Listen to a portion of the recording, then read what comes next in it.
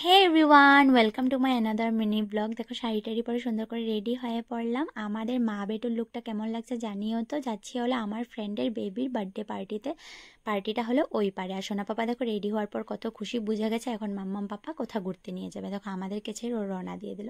তো এসে পড়লাম বার্থডে পার্টিতে। আজকে হলো ডুগ্গুর 6th বার্থডে। ডুগ্গুর ভালো নামটা হচ্ছে অদ্বিক, কিন্তু ডুগ্গুটা বেশি কিউট লাগে তাই না। আর এই যে হলো আমার ফ্রেন্ড প্রিয়া, বার্থডে বয়ের মা। তো আমরা ভেবেছি 9টা তো বেজে গেছে, কেক কাটা হয়ে গেছে হয়তো, কিন্তু না, এসে দেখি কেক কাটা এখনো বাকি আছে। আর সোনা পাপা তো চারিদিকে বেলুন দেখে খুব খুশি।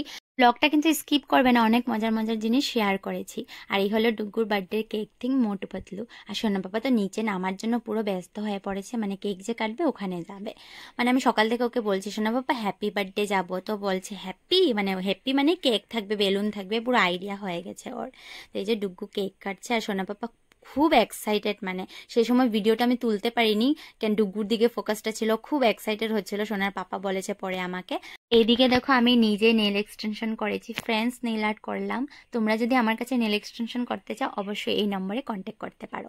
তো স্টার্টারে ছিল ফ্রেঞ্চ ফ্রাইস আর কোল্ড ড্রিঙ্কস। আলু ভাজাগুলো সোনা পাপার এতই ভালো লেগেছে একটু পরে পরে খাচ্ছে, ভাত তো খেতেই পারেনি। আর এদিকে দেখো আমি কি বলছিলাম নিজেও জানি না।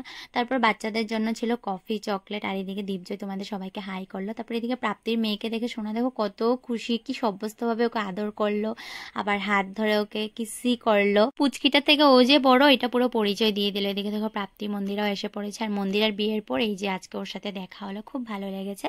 এত দেরি আমি ওদের জন্য ওয়েট করছিলাম কখন আসবে, এখন ফাইনালি আসার পর ভালো লাগছে। আর এই দেখো তোমাদের সবার আদরের ভিভিয়াং সোনাকে কত হিরো লাগছে, তোমরা জানিও কেমন লাগছে। আমার সোনা পাপা সত্যি খুব বড় হয়ে গেছে, ওর বয়স আনতেছে না সবকিছু জলদি জলদি। এখন তো বড় বড় লাইন, মানে বড় বড় ওয়ার্ড বলে তোমাদেরকে বুঝিয়ে দেবে যে ও কি বলতে চাইছে। তো এই যে আমরা সবাই মিলে খেতে বসে পড়লাম। ভেবেছিলাম সোনাকে দুইজনে মিলেই খাওয়াবো, কিন্তু না, ওই দুটা ওকেশনে খেয়েছিল নিজের হাতে, এটা মনে পড়ে গেছে এখন নিজের হাতে খাচ্ছে। খাওয়া খুব টেস্টি ছিল।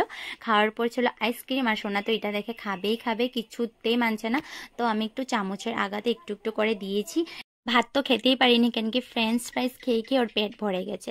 তো আইসক্রিমগুলো দেখো একটু একটু করে নিয়ে খাচ্ছে। আর মুখের এক্সপ্রেশনটা দেখো কত কিউট লাগছে। এগুলো কি ক্যামেরাতে ক্যাপচার না করে পারা যায়? তারপর খেয়ে টেয়ে সোনা একটু ডান্সও করে নিল, সোনার সাথে সাথে সোনার মাম্মামও ডান্স করে নিল। দিয়া জবরদস্তি গ্রুপে ঢুকিয়ে দিল। তো ঢুকেছে যখন একটু ডান্স করেই দিই। ধামাইল মানে খুব অ্যাডিক্টেড আমি, খুব বেশি ভালো লাগে আমার কেন জানি। তো তারপর সবাই মিলে একটু ঠুমকো দিয়ে এখন চলে যাচ্ছি বাড়ি। মোটামুটি 11টার মধ্যে আমরা বের হয়ে পড়লাম। তো প্রিয়াকে বাই করছিলাম, প্রিয়া বললো চলো ডিএসএলআর সবাই মিলে একটা পিক তুলে নিই। সবাইকে বাইটাই বলে ঘরে এসে পড়লাম। খুব ভালো লাগলো সবার সাথে দেখা করে। তো এখন সোনাকে ড্রেস চেঞ্জ করাবো, নিজেও করবো। ভিডিওটা ভালো লাগলে লাইক শেয়ার কমেন্ট করতে কিন্তু ভুলো না। আর এই নেইল আর্টটা কেমন লাগছে জানিও তো। চলো আজকের মতন বাই।